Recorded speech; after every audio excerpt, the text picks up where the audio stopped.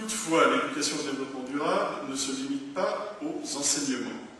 Comme l'établit la circulaire de mars 2007, l'éducation au développement durable concerne aussi le fonctionnement même des établissements.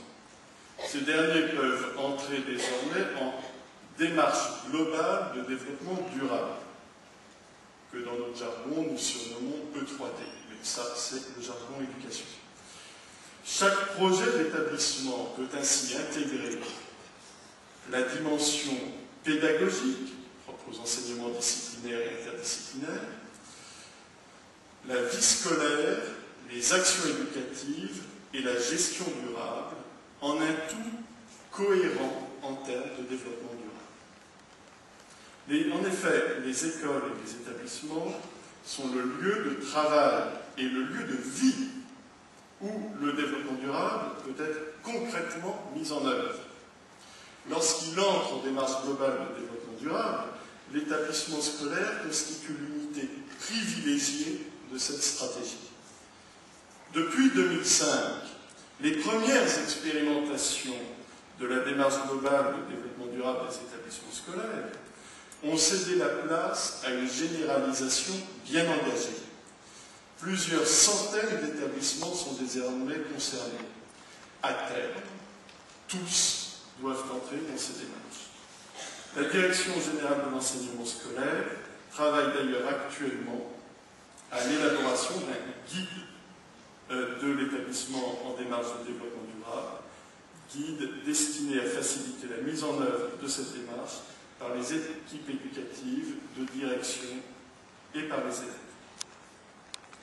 Les enseignants, comme l'évoquait d'ailleurs Marc Richmond, les enseignants sont les principaux acteurs de l'éducation au développement durable. Ils doivent donc bénéficier d'une formation initiale et continue à l'éducation au développement durable.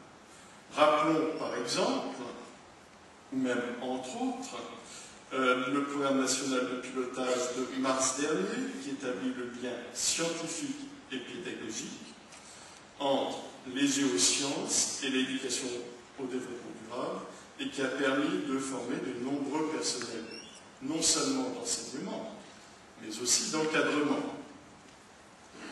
Car la formation concerne non seulement les professeurs, mais aussi les personnels d'encadrement.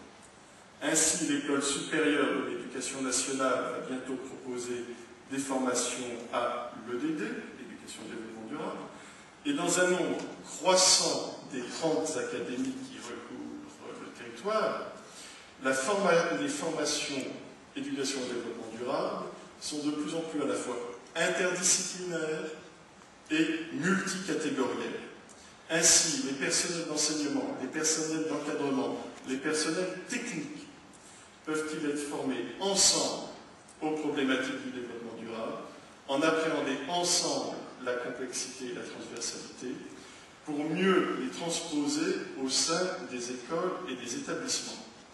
Enfin, ces formations peuvent se faire et se font en partenariat avec des acteurs reconnus qui ne sont pas du monde éducatif.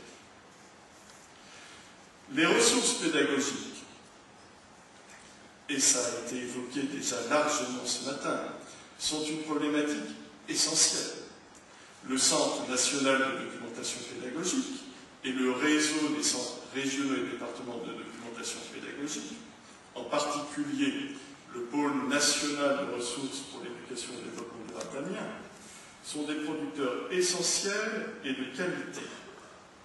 Mais ils ne sont pas les seuls. Dans les académies, de nombreux partenaires de grande qualité, dont certains sont présents dans cette salle d'ailleurs, proposent aussi de nombreuses ressources qui intègrent clairement la dimension transversale de cette éducation. Pour les enseignants, il est nécessaire d'accéder aux ressources pédagogiques propres aux démarches transversales de l'EDD.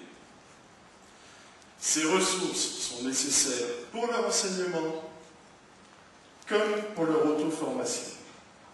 Un travail en ce sens est mené par le ministère, par le Centre national de documentation pédagogique et par le pôle national d'Amiens pour l'éducation au développement durable. l'EDD est particulièrement soutenu par les partenariats qui se multiplient, que ce soit avec les services déconcentrés de l'État, avec les établissements publics, avec les associations agréées, avec les collectivités locales ou avec les entreprises.